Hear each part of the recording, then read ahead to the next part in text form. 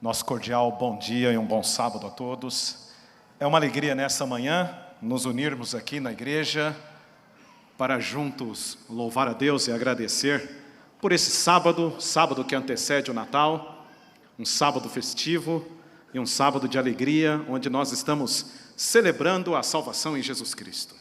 A você também que está nos assistindo aí pelas redes sociais, nós também queremos cumprimentá-lo em nome aqui da Igreja do NASP. Receba aí o nosso cumprimento, o nosso abraço e que a graça de Deus também possa alcançar você. É importante que nesse momento eu e você curvemos a fronte, fechemos os olhos mais uma vez antes da reflexão da palavra de Deus. Oremos então. Quero convidar você também que está nos assistindo, de onde você estiver, feche seus olhos, curve a fronte, vamos orar.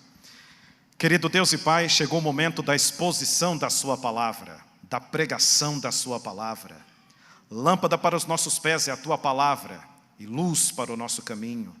Que nesse momento, na abertura da Tua palavra, nós sejamos ricamente alimentados, fortalecidos pela Tua palavra. Invocamos o poder e a direção do Seu Santo Espírito, para que possa iluminar a nossa mente e alcançar o nosso coração pelo poder da Sua palavra. Assim nós oramos em nome de Jesus Cristo. Amém.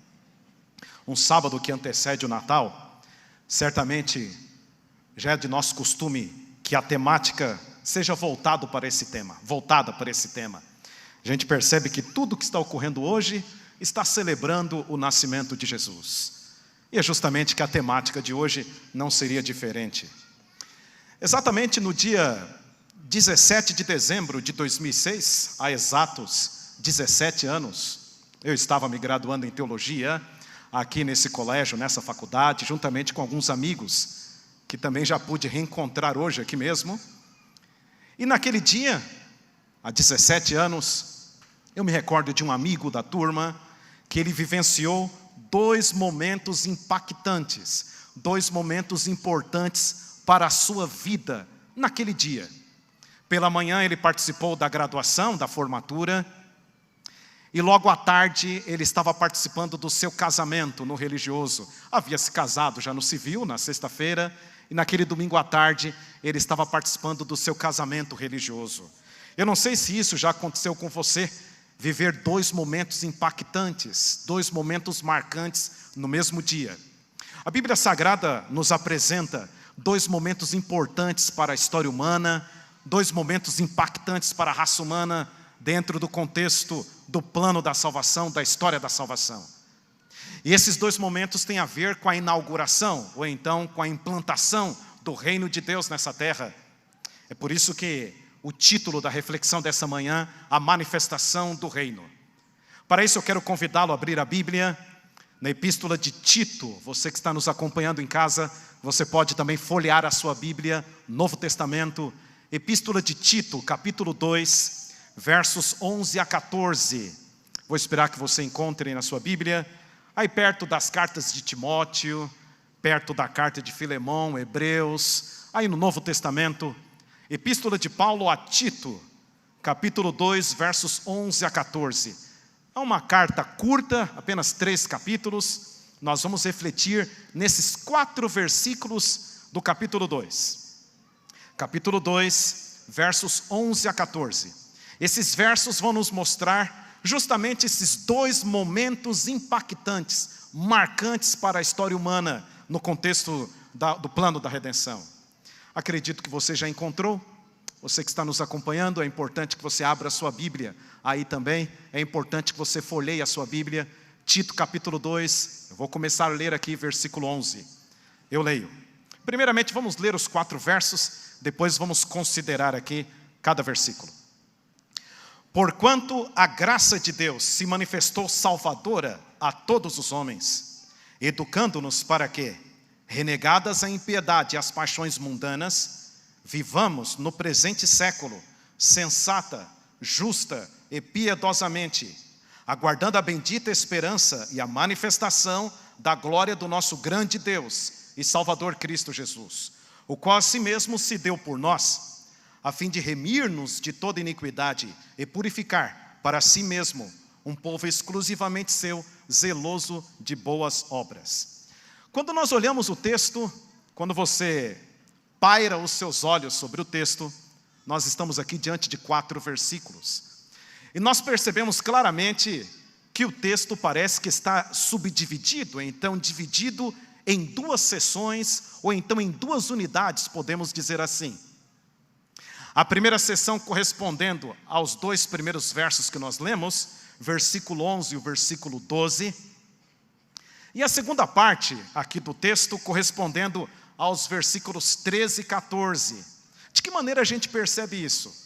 Nós percebemos que há uma palavra-chave que ela aparece aqui nesses 4 versos. É a palavra manifestação. E é interessante que essa palavra parece que ela subdivide as 2 seções. No versículo 11, nós temos a palavra manifestou. E depois segue o versículo 12. E agora a próxima vez que a palavra vai ser mencionada, será no versículo 13, a manifestação da glória. Então me parece como se fosse um desenho paralelístico, nós podemos dizer assim. Parece que o escritor está querendo fazer um paralelo, fazer uma comparação entre essas 2 unidades. E é justamente isso que nós percebemos. Nós podemos entender que nos 2 primeiros versículos, a Bíblia está querendo nos mostrar o que nós podemos chamar aqui a manifestação da graça. Se manifestou a graça de Deus salvadora a todos os homens. Me parece que nos 2 primeiros versos, versículo 11 e versículo 12, está tratando sobre a manifestação da graça. E os 2 próximos versos, versículo 13 e 14, a manifestação da glória. Portanto, olhando aqui para o texto, percebemos esses 2 temas, a graça de Deus e a glória de Deus. É certo que os 2 temas correspondem à inauguração do reino de Deus, a graça de Deus, o reino de sua graça, e depois o reino de sua glória. Vamos tecer os comentários sobre esses 2 temas.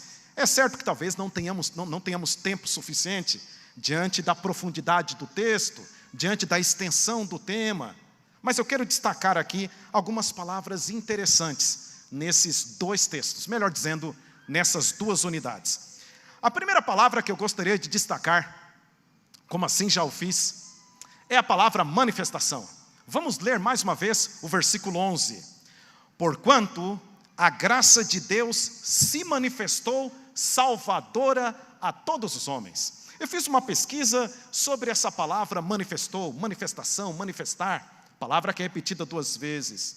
A palavra manifestação, ela teria sim uns 4 significados, mais ou menos. Eu anotei aqui. Primeiro, aparecer para algum propósito.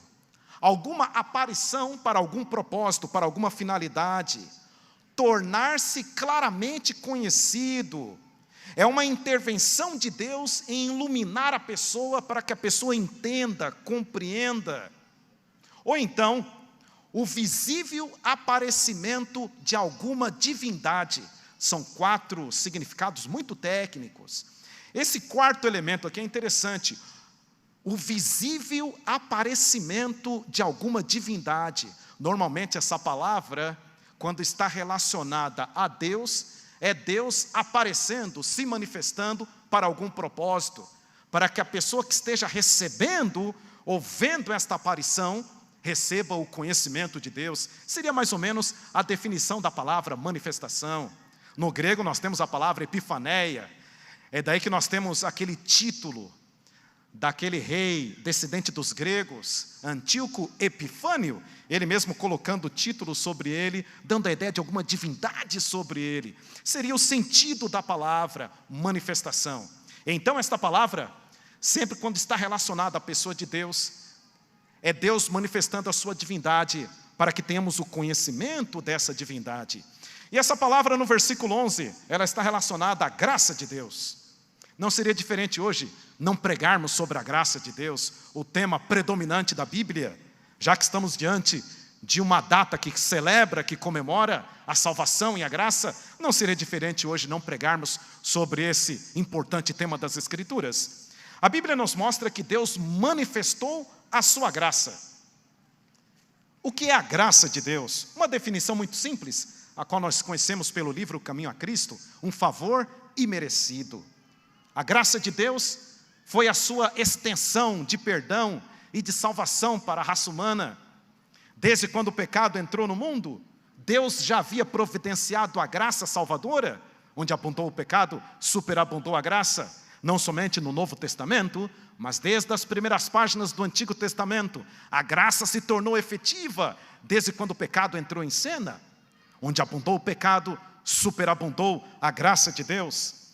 A graça, na verdade, ela foi personificada há 2000 anos. Quando Jesus nasceu nesse mundo, embora a graça já estava sendo pregada e expressada por Deus no Antigo Testamento, ao perdoar os pecadores, ao alcançar as pessoas, ao revelar as profecias messiânicas, no próprio contexto do santuário terrestre, a graça sendo ilustrada através do serviço do santuário, da morte dos animais, do ministério do sacerdote.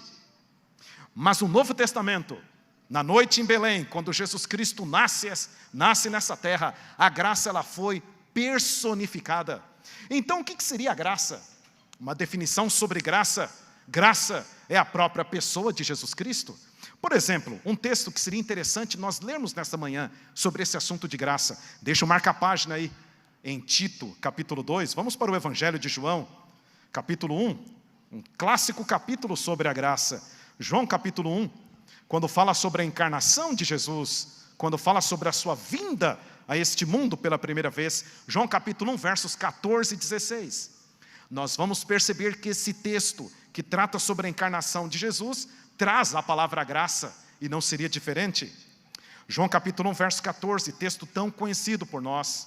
É importante que nós leiamos a Bíblia, é importante que você abra a Bíblia. Você que está nos acompanhando, nos assistindo aí, é importante que você abra a Bíblia em sua casa. João capítulo 1, verso 14 e versículo 16. Eu leio aqui. O verbo se fez carne e habitou entre nós, cheio do que aí? De graça, cheio de graça e de verdade. O versículo 16 do mesmo capítulo. Porque todos nós temos recebido da sua plenitude e graça sobre graça. Portanto, a pessoa de Jesus Cristo é a própria manifestação da graça. A graça se personificou. O seu olhar, sua maneira de ser, sua maneira de falar, seu nascimento, seu ministério, seus ensinos, sua morte, sua ressurreição, sua ascensão, seu ministério no santuário celestial, sua segunda vinda, tudo isso nos fala de graça. É graça sobre graça. A pessoa de Jesus Cristo é a própria graça. Portanto, se voltarmos lá para Tito, eu acredito que você deixou aí um marca-página em Tito, capítulo 2, versículo 11. Nesse primeiro momento desses 2 versículos, quando está tratando sobre a manifestação da graça, aqui é lógico que está falando sobre a encarnação de Jesus, quando ele veio a esse mundo. Ao Deus enviar seu Filho ao mundo, Deus manifestou a sua graça, porquanto a graça de Deus se manifestou salvadora a todos os homens. Ao Cristo nascer essa terra, ao Cristo viver nesse mundo, desenvolver o seu ministério nessa terra, morrer por nós na cruz do Calvário, a ressuscitar, ele implantou nessa terra o reino de sua graça. E esse reino, é lógico, está no coração de todos aqueles que o aceitam como Senhor e Salvador. Portanto, a inauguração e a implantação do reino da graça de Deus por ocasião da encarnação de Jesus Cristo. O que nós temos até agora, então? A manifestação da graça de Deus ocorreu por ocasião da primeira vinda de Cristo. Embora a graça já vinha sendo pregada, exercida por Deus desde o Antigo Testamento. Mas na plenitude dos tempos, Deus enviou o seu Filho, nascido de mulher, nascido sob a lei, justamente para manifestar a sua graça. Em Jesus, a manifestação da graça de Deus ocorreu de forma plena, personificada e direta. Por mais que essa graça já havia sido pregada desde o Antigo Testamento, mas em Jesus Cristo, essa graça ocorreu de forma plena, personificada e direta. A vinda de Jesus a este mundo, na verdade, não foi uma revelação da graça apenas a este minúsculo planeta, na periferia da Via Láctea. Muito pelo contrário, a vinda de Jesus a esse mundo foi uma mensagem para todo o cosmos habitado, para todo o universo habitado. Por exemplo, o anjo do Apocalipse, quando celebra a morte de Cristo na cruz do Calvário, bem no centro do Apocalipse, no capítulo 12, versículo 12, ele fala: alegrai-vos, ó céus, e vós os que neles habitais. Portanto, a graça de Deus, revelada para o minúsculo planeta Terra, serve de uma carta de amor para todos os mundos habitados do universo. Portanto, a graça de Deus, além de ser mundial, se torna uma graça universal. A revelação da graça de Deus, não somente para esse minúsculo planeta, mas sim para todo o universo. Na verdade, todos os habitantes dos outros mundos olham para o nosso minúsculo mundo como um campo de estudo da graça e do amor divino. Aqui Deus plantou a sua graça. Aqui Deus fincou a bandeira do seu amor. Aqui Deus inaugurou o seu reino de graça. A vinda de Jesus a este mundo serve de mensagem, não somente para nós, mas para todos os seres do universo. A graça revelada para este mundo e para todo o universo habitável, a graça se torna de âmbito não somente mundial, mas também universal.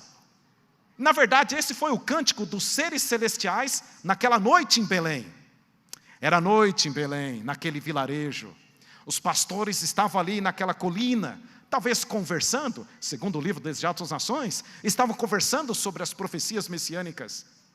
De repente, aquela escuridão foi dissipada pela luz celestial, e o anjo Gabriel aparece trazendo as boas novas da salvação. Deixa eu marcar a página em Tito, vamos folhear um pouco mais a Bíblia. Evangelho de Lucas, capítulo 2, nos mostra o cântico dos seres celestiais.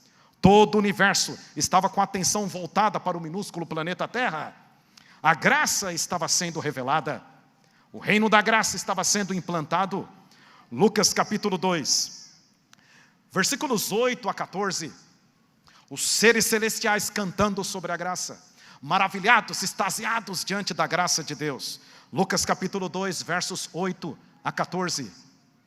É importante que você folheie a sua Bíblia, é importante que você abra a sua Bíblia.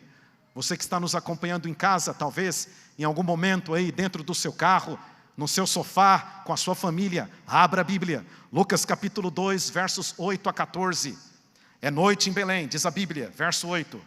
Havia naquela mesma região pastores que viviam nos campos e guardavam o seu rebanho durante as vigílias da noite. E o anjo do Senhor desceu aonde eles estavam, e a glória do Senhor brilhou ao redor deles, e ficaram tomados de grande temor. O anjo, porém, lhes disse: não temais, eis a que vos trago boa nova de grande alegria. Ou então você pode substituir esse termo, boa nova, como evangelho, é o termo aqui, que o será para todo o povo. É que hoje vos nasceu, bem ali naquele vilarejo, na cidade de Davi, o Salvador, que é Cristo o Senhor. Isto vos servirá de sinal: encontrareis uma criança envolta em faixas e deitada na manjedoura. É interessante a próxima cena. Me parece que não foi combinado aqui, e subitamente apareceu com o anjo uma multidão da milícia celestial, louvando a Deus e dizendo: glória a Deus nas maiores alturas, e paz na terra entre os homens a quem Ele quer bem. Me parece que o coro celestial não consegue se conter de tamanha maravilha. O que esses anjos estão cantando? Deus ama vocês demais. Há 9 meses estávamos adorando o Rei da Glória, e agora 9 meses depois, este mesmo rei nasce nesse minúsculo planeta, não há nem mesmo espaço para ele nascer. Deus ama o ser humano, Deus ama o planeta Terra. Glória a Deus nas maiores alturas, paz na terra entre os homens a quem Ele quer bem. Isso é graça, o universo celebrando a graça, os anjos cantando sobre a graça. Outro texto interessante, que nos mostra a atenção do universo diante do plano da redenção, diante daquilo que estava acontecendo no cenário aqui da terra. 1 Pedro, vamos lá para a primeira epístola de Pedro, vamos folhear a Bíblia. É importante que leiamos as Escrituras. 1 Pedro, capítulo 1, versículos 10 a 12, a manifestação da graça de Deus. 1 Pedro, capítulo 1, versículos 10 a 12. Em Jesus Cristo, a graça de Deus foi manifestada, não somente para o minúsculo planeta Terra, mas sim todo o universo está com a atenção voltada para cá. 1 Pedro, capítulo 1, versos 10 a 12. Marque esse texto na sua Bíblia. Esse texto é muito interessante. 1 Pedro, capítulo 1, versículos 10 a 12. Foi a respeito desta salvação que os profetas indagaram e inquiriram. os quais profetizaram acerca da graça a vós outros destinada. Veja que o assunto é sobre a graça, sobre a salvação. Investigando atentamente qual a ocasião, quais as circunstâncias oportunas, indicadas pelo Espírito de Cristo, que neles estava, ao dar de antemão testemunho sobre os sofrimentos referentes a Cristo e sobre as glórias que o seguiriam. Você percebe que o tema é sobre o ministério de Jesus, especificamente sobre o sofrimento de Jesus. Veja só no verso 12. A eles foi revelado que, não para si mesmos, mas para vós outros, ministravam as coisas que agora vos foram anunciadas por aqueles que pelo Espírito Santo, enviado do céu, vos pregaram o Evangelho. O que nos chama a atenção é a última parte do verso 12. Coisas essas que os anjos anelam o que aí? Perscrutar, ou então investigar. É interessante a maneira como o texto termina. Diz assim que se há um assunto qual os anjos anelam estudar, se há um assunto qual o universo está com a sua atenção voltada, é para o assunto da manifestação da graça, da encarnação do Filho de Deus. O universo todo ficou maravilhado diante disso. É lógico, não há como não ficar. A mente humana, não somente a mente humana, mas toda a mente de qualquer criatura que Deus criou no universo, é incapaz de processar o pensamento. Como que o divino Filho de Deus, como que o Rei do universo, deixa o seu trono de glória, deixa a adoração dos anjos, e desce esse minúsculo planeta, se veste com a roupa humana, e nasce nesse mundo para salvar a humanidade. É impossível, nós não temos palavras para processar o pensamento. Por mais que estudemos o assunto vai ficando mais vasto, mais amplo e mais difícil de entender. Por isso que os anjos anelam perscrutar, e na verdade esse vai ser o tema que os salvos estudarão ao longo da eternidade, e quanto mais estudarmos sobre o assunto, mais difícil ficará de entender, porque Deus amou o mundo de tal maneira, que deu o seu Filho unigênito, para que todo aquele que nele crê não pereça, mas tenha a vida eterna. Amém? Amém. Isso é graça, isso é o amor de Deus. A cada vez que você estuda mais ainda, mais fica difícil. Imaginemos para Maria, naquela noite em Belém. Diz o Evangelho que quando os magos do Oriente chegaram e adoraram aquela criança, diz assim que ela guardava aquelas coisas em seu coração. Para ela foi muito difícil conceber tamanho pensamento, uma adolescente da época. Eu estou segurando em meus braços o Rei do Universo, o Criador do cosmos, o Jeová Deus Todo-Poderoso do Antigo Testamento. É difícil de você processar o pensamento? Quanto mais você estuda, mais amplo fica o amor insondável de Deus. Portanto, a graça de Deus se revelou por ocasião da pessoa do Senhor Jesus Cristo. Voltemos para Tito. É importante que nós nos concentremos lá naquele texto. Eu avisei para vocês que o tema é amplo, o tema é profundo, e o tema toca o nosso coração. Voltemos para Tito, capítulo 2, versículo 11 ainda. Já trabalhamos aqui sobre a manifestação da graça. Já trabalhamos aqui que quando Jesus Cristo se manifestou, foi para manifestar a sua divindade, a palavra manifestação. Foi para manifestar a pessoa do Pai. Ele mesmo disse para Filipe, quem vê a mim vê o Pai. Portanto, o que vamos trabalhar agora é o que causa a graça. Qual é a operação da graça no coração de todo aquele que o aceita? Todo aquele que aceita Jesus Cristo e a sua graça, o que a graça provoca ou impacta? Qual é o impacto da graça no coração desta pessoa? Capítulo 2 de Tito ainda, versículo 11 e 12. Eu vou ler, vamos reler o texto. Porquanto a graça de Deus se manifestou, esta frase já estudamos, agora vem, salvadora a todos os homens. É interessante o adjetivo usado para a graça. A graça é salvadora. Jesus veio buscar e salvar aquele que estava perdido. É lógico, isso engloba a mim e a você. Todos carecemos da glória de Deus. Quando o pecado entrou no mundo, o pecado trouxe a sua condenação, a condenação eterna. Estávamos debaixo da condenação eterna, porque o salário do pecado é a morte, a eterna separação de Deus. O pecado é algo tão terrível, mas tão terrível, que a única maneira do pecador pagar a dívida é deixando de existir eternamente, é a morte eterna. Mas Deus, em sua misericórdia e graça, mais uma vez a graça entrando em cena, onde abundou o pecado, superabundou a graça. A justiça e a santidade da lei transgredida requeria a morte do transgressor. A única maneira de pagar tamanha penalidade é com a morte eterna. Mas Deus, mediante a morte de seu Filho, nos trouxe a graça e a vida eterna. É o texto de Romanos capítulo 6, verso 23, porque o salário do pecado é a morte, mas o dom gratuito, olha a palavra gratuito aí, mas o dom gratuito é a vida eterna em Cristo Jesus, o nosso Senhor. Nenhuma criatura poderia pagar o preço, nem mesmo o mais elevado anjo, abaixo da corte celestial, poderia pagar o preço. Somente alguém que correspondesse à altura e à exigência da justiça da lei divina. Quando a lei divina foi transgredida, é lógico, isso foi uma infração ao caráter de Deus, à sua própria natureza, portanto o delito era extremamente grave, e é lógico, nenhuma criatura humana, ou melhor dizendo, nenhuma criatura de Deus poderia pagar o preço, somente alguém que correspondesse à própria justiça da lei divina, e esse alguém, nada mais, nada menos do que o próprio Deus. Somente o próprio Deus, cuja justiça e santidade correspondia à sua própria lei, poderia pagar o preço. Portanto, irmão e amigo, por mais que para nós tamanha salvação foi oferecida de graça, mas na verdade tamanha salvação tem um elevadíssimo preço. A salvação custou a morte, a entrega do próprio Deus, do próprio Criador. Como eu falei para você, nós poderíamos passar aqui semanas e semanas, poderíamos fazer aqui uma semana de oração sobre o assunto.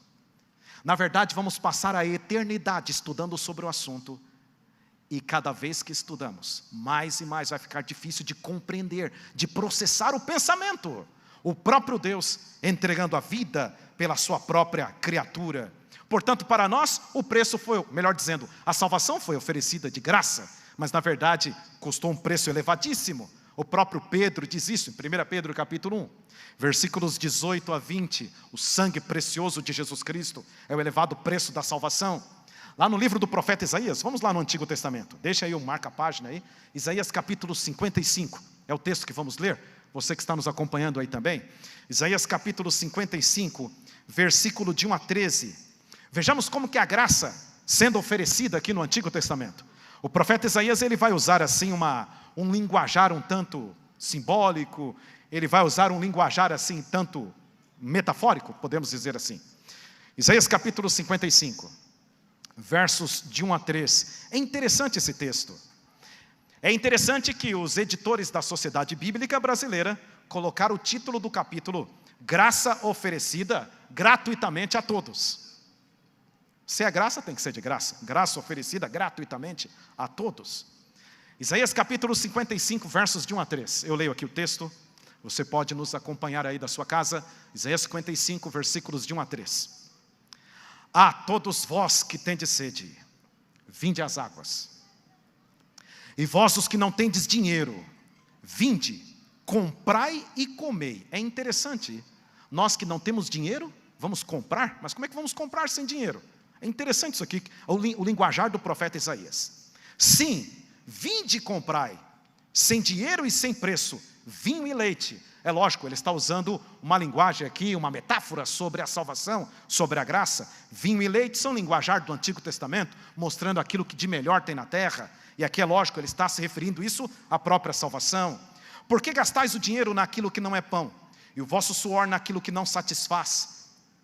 Ouvi-me atentamente, comei o que é bom, e vos deleitareis com finos manjares. Eu quero chamar a atenção para esse linguajar que ele está usando. Vinde, comprai, vocês que não têm dinheiro. Bem, como é que nós vamos comprar sendo que não temos dinheiro?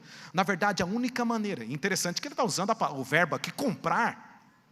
E nós estamos falando desde o início do sermão, desde o início da mensagem, que a salvação é oferecida de graça. Se a salvação é oferecida de graça, por que temos que comprar? Que tipo de compra é essa? Na verdade, o mesmo verbo é usado lá para a mensagem de Laodiceia. Quando Jesus fala assim, vinde, comprai. Vamos ler lá o texto, Apocalipse capítulo 3. O mesmo verbo está sendo usado lá para à igreja de Laodiceia. Obrigado, pastor Vini. Apocalipse capítulo 3, obrigado, viu? Apocalipse capítulo 3, a mensagem de Cristo à Laodiceia, também é um oferecimento de graça. Nós lemos o texto lá no Antigo Testamento, agora o texto aqui para a última fase do cristianismo aqui na terra, uma mensagem para o remanescente, Apocalipse capítulo 3, versículo 18, o oferecimento de graça para mim e para você, o mesmo verbo está sendo usado, aconselho-te que de mim, qual que é o verbo usado aí?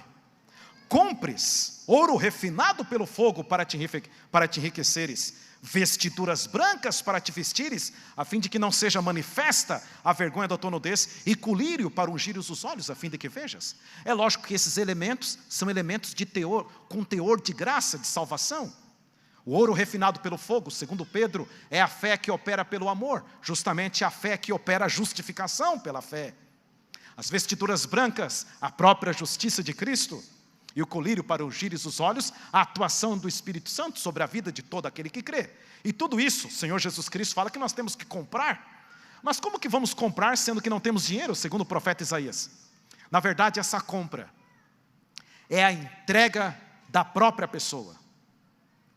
Quando a pessoa entrega a sua vida confiantemente nos méritos do Salvador, esta é a compra. O preço é elevadíssimo. Se a divindade fosse cobrar para nós o preço da salvação, certamente não haveria salvação, porque nós não temos condições alguma de comprar. O preço é elevadíssimo. Já que nós não temos condição alguma de comprar a salvação, é por isso que ela é oferecida de graça. Mas para Deus, é lógico, custou um elevadíssimo preço. Por isso, Paulo escreve para Tito, a manifestação da graça salvadora. Vem outro detalhe do texto, voltemos para Tito ali. Eu avisei para vocês que o texto é muito interessante, esse texto de Tito. Vamos explorar bastante aqui essas frases, essas palavras sobre a manifestação do reino da graça. Versículo 11 ainda, capítulo 2, verso 11 de Tito. Portanto, porquanto a graça de Deus se manifestou salvadora, a quantos aí? A todos. O plano da salvação foi estabelecido para todos.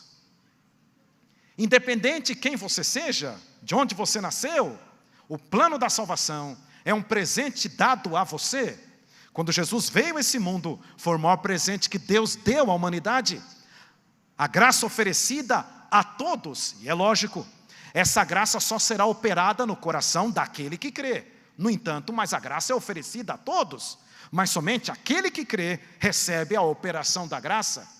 Nós estamos vivendo no período em que a porta da graça está aberta, uma terminologia que nós usamos, temos o costume de usar. A porta da graça está aberta, portanto há oportunidade de salvação e de graça para todos os pecadores, para todos nós, para todos. Principalmente, na verdade, a graça só vai ser operada na vida daquele que crê.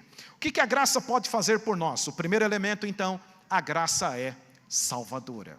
O segundo elemento, versículo 12. Bem, acho que depois de 20 minutos, vamos passar agora para o versículo 12, tá bom? Estudamos aqui o verso 11, vamos aqui para o verso 12. Capítulo 2 de Tito, capítulo 2, versículo 12. O que a graça pode fazer por nós? Primeiro elemento, a graça é salvadora. Segundo elemento, educando-nos para que, renegadas a impiedade e as paixões mundanas, vivamos no presente século, sensata, justa e piedosamente. Interessante essa palavra, educando-nos. Eu também fui buscar ali o conceito da palavra, o significado da palavra. E lá no grego nós temos a palavra, mesma palavra que forma pedagogo, é o paidagogos. Na verdade, essa palavra ela tem a ver quando um professor pega uma criança e a conduz até a maturidade. Essa seria a ideia. É isso que a graça faz conosco. Todos aqueles que vêm até Jesus, todos aqueles que aceitam a Jesus como Salvador, não permanecem como estão, como vieram. Muito pelo contrário, a graça nos educa, a graça nos prepara, a graça nos leva até uma maturidade. Eu e você não podemos estar estáticos na graça. Em outras palavras, a graça não é estática, a graça ela é transformadora. Ela faz com que cresçamos, ela nos educa. É por isso que Pedro também escreveu que cresçamos na graça e no conhecimento de Jesus Cristo. Essa é a ideia, que a cada dia nós recebamos dosagens da graça, graça sobre graça, como lemos em João, capítulo 1, verso 16. Hoje, portanto, é uma oportunidade para eu e você recebermos a graça de Deus e crescermos em graça sobre graça. A graça vai nos educando e vai nos levando até a maturidade, vai nos levando e nos preparando para o encontro com o Rei da Glória, que é a próxima sessão de textos. Então, segundo elemento, primeiro elemento, o que a graça faz por nós? A graça nos salva, exatamente. O segundo elemento, o que a graça faz por nós? A graça nos educa, a graça nos conduz à maturidade. Terceiro elemento, ainda no mesmo versículo, versículo 12. Educando-nos para que, renegadas a impiedade e as paixões mundanas. Isso aqui é muito importante. Há um discurso que diz que quando a pessoa aceita Jesus como Salvador, o que importa é o amor de Deus, etc. E está tudo bem por aí. Sim, nós acreditamos que o amor de Deus é poderoso, só que a graça e o amor de Deus transforma, não deixa a pessoa do jeito que ela está. A gente percebe aqui a operação da graça faz com que nós reneguemos a impiedade e as paixões mundanas. Tudo aquilo que contraria a palavra de Deus, tudo aquilo que contraria os mandamentos de Deus, a graça nos ajuda a renegar. Eu quero chamar a atenção para essa palavra aqui, renegadas. Isso nos mostra uma participação humana. Para que eu possa renegar, eu tenho que usar o livre-arbítrio, isso depende de mim. Eu tenho que tomar uma decisão entre aquilo que é certo e errado, entre aquilo que é bíblico ou não.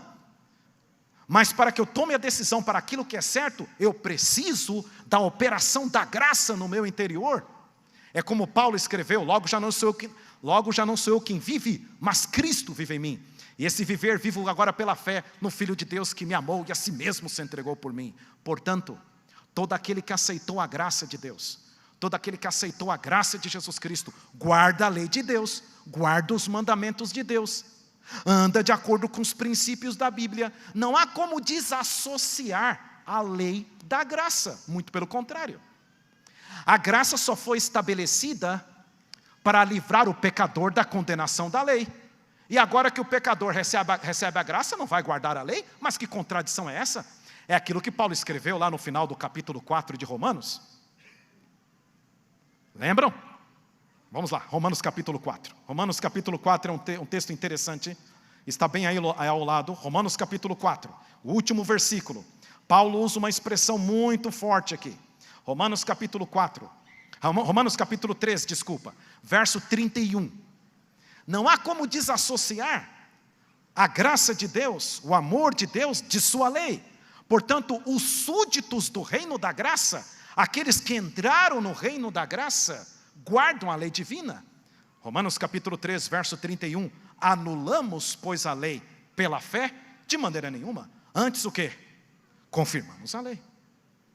Não há como desassociar a graça da lei, porque a graça ela foi implantada, manifestada, justamente para nos livrar da condenação da lei e nos dar poder e força para guardarmos a lei divina. Portanto, todo aquele que é alcançado pela graça de Deus é transformado por Deus para guardar a sua lei. Portanto, a lei de Deus é a lei da graça.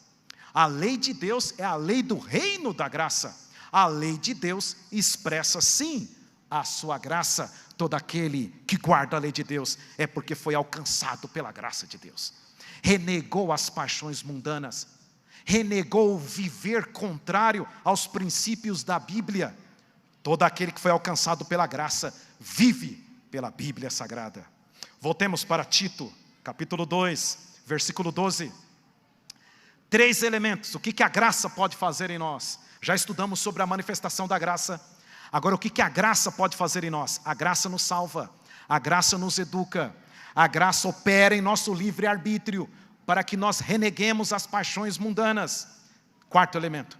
E vivamos no presente século, sensata, justa e piedosamente.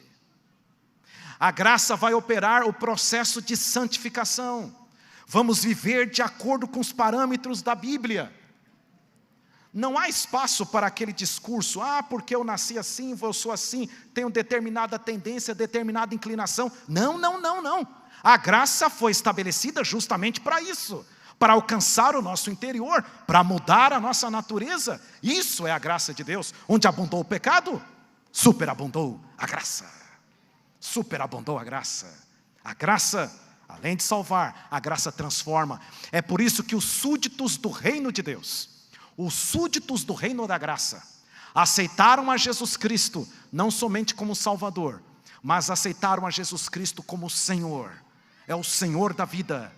Então é Jesus quem manda.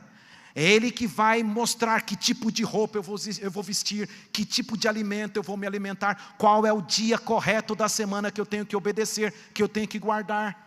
Jesus, Ele é aceito não somente como Salvador, mas como Senhor soberano da vida. Esse é o reino da graça. Amém? Eu acho que dá tempo da gente mencionar o reino da glória. Tito capítulo 2, para concluir, é lógico, versículos 13 e 14. Não há como desassociar uma ênfase da outra. A gente percebe um link, uma conexão entre a implantação da graça e a implantação da glória. Vamos lá. Para concluir, Tito capítulo 2, versículo 13. Aguardando a bendita esperança. E aí vem a palavra que faz o link com a sessão anterior. E a manifestação da glória do nosso grande Deus e Salvador Cristo Jesus. Muito bem. A palavra manifestação já estudamos. Agora vamos estudar um pouco essa palavra glória, nesses últimos minutos que temos para concluir. O que seria glória? Qual que seria a definição de glória? Já trabalhamos com a palavra graça. E qual que seria a definição de glória? Na Bíblia Sagrada, glória vai trazer duas definições. A primeira definição tem a ver com a junção dos atributos de Deus. Deus é misericordioso, Deus é justo, Deus é santo, Deus é amor, Deus é eterno. A junção desses atributos seria a glória de Deus. Por exemplo, não é necessário a gente ir no texto, justamente para a gente poupar o tempo, mas em Êxodo capítulo 33, versículos 18 a 23, quando Moisés pede para que ele visse a glória de Deus, Deus ele responde assim nos versículos 18 e 19: eu passarei por ti e declararei toda a minha bondade, minha misericórdia e minha justiça. E lá no capítulo 34, no versículos 5 e 7, quando Deus passa, você conhece muito bem a narrativa, Deus passa, coloca a mão sobre Moisés, e Moisés consegue ver somente as costas, e nessa que Deus passa, Moisés declara: ó Senhor longânimo, compassivo, misericordioso, justo. Então a glória de Deus é a junção de todos os seus atributos. Esse é o primeiro significado de glória. Só que glória também pode ter o significado de manifestação visível da majestade de Deus. Aquela luz que pairava sobre o propiciatório da Arca da Aliança no lugar santíssimo, a luz que pairou sobre o Monte Sinai, ou então lá no Monte da Transfiguração. Quando o Senhor Jesus Cristo se resplandeceu diante dos discípulos, ali é uma manifestação da glória, o que nós temos no costume de chamar de Shekinah, a manifestação visível da glória de Deus. Esse texto, Tito capítulo 2, verso 13, está tratando da manifestação da glória majestosa de Deus, que será revelada por ocasião da segunda vinda de Jesus Cristo. Como que sabemos disso? Porque na mesma linha do texto faz uma conexão com a segunda vinda, aguardando a bendita esperança e a manifestação da glória do nosso grande Deus e Salvador, Cristo Jesus. Qual é a nossa bendita esperança? A segunda vinda de Cristo. Desde as primeiras páginas da Bíblia, o que vem mantendo o povo de Deus seguro ao longo do tempo, olhando para frente, o que nos mantém hoje seguros ao longo do tempo, é porque nós temos uma esperança. O mesmo Jesus que veio, nasceu nesse mundo, viveu aqui há 2000 anos, pregou, curou, morreu, ressuscitou, ascendeu, está intercedendo no santuário celestial, virá essa terra em glória e majestade, em poder e grande glória. É a segunda vinda de Cristo. Não há como desconectar um tema do outro. A segunda vinda de Cristo depende totalmente da primeira vinda. Na primeira vinda ele implantou o seu reino de graça. Todos aqueles que o aceitam como Salvador são súditos deste reino. E todos aqueles que estão no reino da graça estão se preparando para entrarem no reino da glória. No reino da glória. Portanto, versículo 13 nos traz a manifestação da glória de Deus por ocasião da segunda vinda. Verso 14: o qual a si mesmo se deu por nós, a fim de remir-nos de toda iniquidade e purificar para si mesmo um povo exclusivamente seu, zeloso de boas obras. A gente percebe que o verso 14 voltou ao assunto da graça, a operação da graça, que é purificar, que é transformar, que é mudar o nosso coração, mudar o nosso comportamento. Então, você que deseja habitar no reino da glória, você que deseja caminhar pela cidade de glória, você precisa estar inscrito no reino da graça. Você precisa ter a operação da graça no seu interior. Somente a graça de Deus pode nos transformar e nos preparar para a segunda vinda de Cristo, o reino da glória. Quando Jesus voltar a essa terra, já caminhando aqui para as conclusões, quando Jesus voltar a essa terra, levar os salvos para a gente passar o milênio no céu, e depois de 1000 anos, é lógico, a cidade eterna será implantada aqui nesse planeta após a destruição do mal, dos ímpios, pecados e pecadores, já não mais existirão. Viveremos no reino da glória. Continuaremos com livre-arbítrio, mas com toda a segurança contra o pecado já não mais existirá, mas continuaremos com livre-arbítrio. Por quê? O livre-arbítrio dos salvos foi vacinado no tempo da graça. O livre-arbítrio dos salvos foi refinado, transformado no tempo da graça. Por isso que teremos toda a segurança no reino da glória, onde o pecado não mais se levantará, por 2 vezes, diz o texto bíblico. Porque o nosso livre-arbítrio foi refinado e vacinado, cuja seringa foi a cruz do Calvário, e o antídoto foi o sangue de Jesus Cristo nos súditos do reino da graça. Que eu e você nos preparemos devidamente para o reino da glória. Eu quero terminar contando uma história. Eu me lembro quando nós fizemos o estágio de evangelismo, no ano de 2005, lá no estado do Tocantins. Na cidade de Gurupi, nós ficamos ali usando o linguajar bíblico, 40 dias e 40 noites. Fazendo um trabalho de evangelismo ali naquela cidade. E logo na primeira semana do evangelismo, nós fizemos aquele trabalho do curso Como Deixar de Fumar, 5 dias de Como Deixar de Fumar, para em seguida começar as palestras bíblicas. E eu me lembro que eu conheci um senhor, entregando ali os folhetos, os convites ali naquelas ruas da cidade de Gurupi. Eu conheci um senhor, fumante, fumava 3 maços de cigarro por dia. E ao entregar o convite para que ele comparecesse naquela primeira noite, na tenda de evangelismo, para assistir os ensinamentos de saúde, imediatamente ele aceitou. E à noite eu estava ali na recepção, e lá vem o senhor Carlos, era o nome dele. O senhor Carlos vem se aproximando, animado, feliz, para assistir às palestras de saúde. Quando o evangelista fez o apelo, para que todos aqueles que quisessem deixar o vício, jogassem ali, ou entregassem ali os maços de cigarro, o Carlos foi um dos primeiros a se levantar. E ele deixou ali os maços que ele tinha no bolso, deixou os maços de cigarro ali mesmo. No dia seguinte eu fui visitá-lo, cada dia eu estava visitando o Carlos. No dia seguinte eu fui visitá-lo e ele estava já passando por aquele problema da síndrome da abstinência, tremendo, com muita dor de cabeça, mas firme na decisão. Orei com ele, ensinei alguns tratamentos ali para ele, muita água, etc. Mas ele firme da decisão. E lá estava o Carlos na segunda noite, sofrendo ali muito com a síndrome da abstinência, mas firme, assistindo ali os ensinamentos de saúde. O evangelista fez mais um apelo, está ali o Carlos atendendo o apelo. Segunda, terceira, quarta, quinta noite, ele concluiu o curso, recebeu o certificado e verdadeiramente ele havia vencido o vício pela graça de Deus. As noites iriam continuar com a pregação bíblica e no dia seguinte a Bíblia seria aberta e o próximo ensino agora seria sobre a Bíblia, a palavra de Deus. Convidei o Carlos e ali ele estava na primeira noite do ensino da Bíblia. E quando o evangelista fez o apelo para que Carlos aceitasse a Bíblia como a palavra de Deus, melhor dizendo, para que todos aceitassem a Bíblia com a palavra de Deus, lá estava Carlos aceitando a Bíblia com a palavra de Deus. No segundo dia, o apelo era para aceitar a Jesus como Salvador, o plano da salvação. Lá estava Carlos chorando, aceitando a Jesus como Salvador. Dia após dia, diante da revelação de cada ponto doutrinário, ele ia aceitando os 10 mandamentos, o sábado como dia de guarda, devolução dos dízimos e das ofertas, o santuário celestial, doutrina após doutrina, as 28 crenças fundamentais, uma a uma ele foi aceitando. A cada dia eu ia visitando e revisando com ele os estudos bíblicos.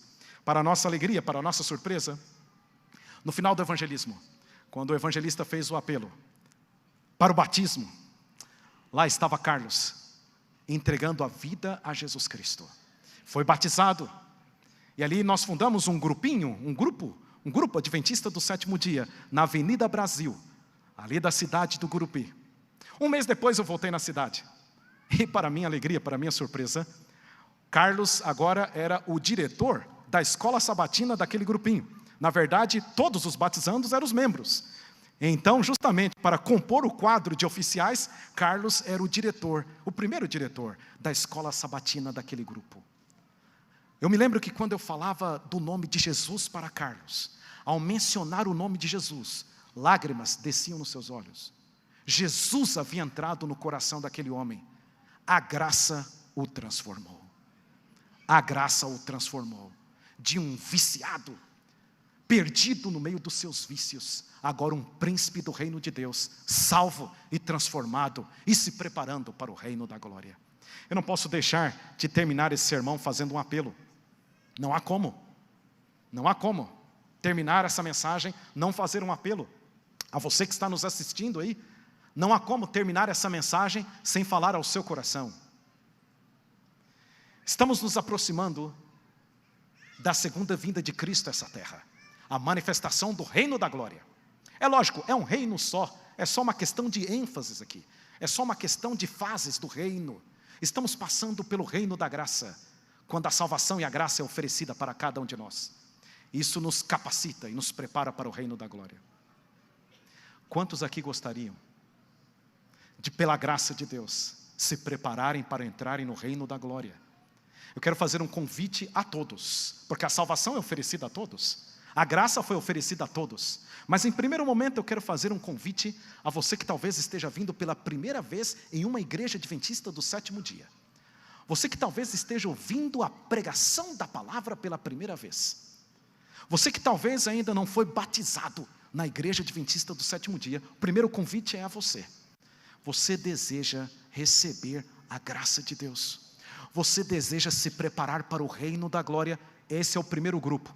O segundo grupo são aqueles que já passaram pelo batismo, mas a cada dia precisam receber dosagens especiais de graça, porque o que somos nós sem a graça, somos o que somos pela graça de Deus. Se você assim deseja, eu quero fazer um convite. Gostaria de lhe convidar para que, se você quisesse, você ficasse em pé ou viesse até aqui. Eu quero orar por você. Convite é para você, convite é para todos.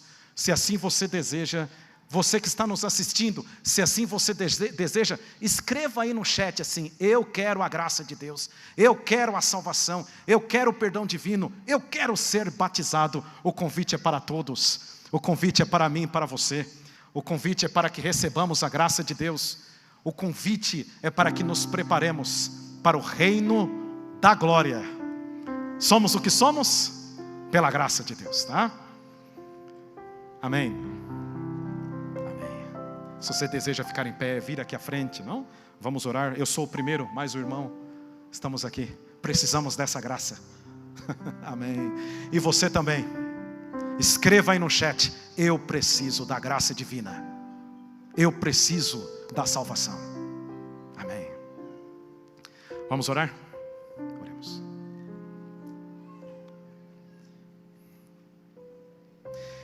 Infinito Deus, nós queremos lhe agradecer pela sua infinita graça. Ao Jesus vir a essa terra, o Senhor nos deu o maior presente que o céu poderia dar, o seu amado Filho, para viver em nosso lugar e para morrer na cruz do Calvário, a fim de pagar os nossos pecados. Nós queremos receber a tua graça, nós queremos receber o teu amor, e que a tua graça nos prepare para o reino da glória, quando Jesus voltar em glória e majestade a essa terra. Que todos nós sejamos alcançados pela sua salvação, desde os menores até os maiores. Oramos em nome de Jesus Cristo. Amém e amém.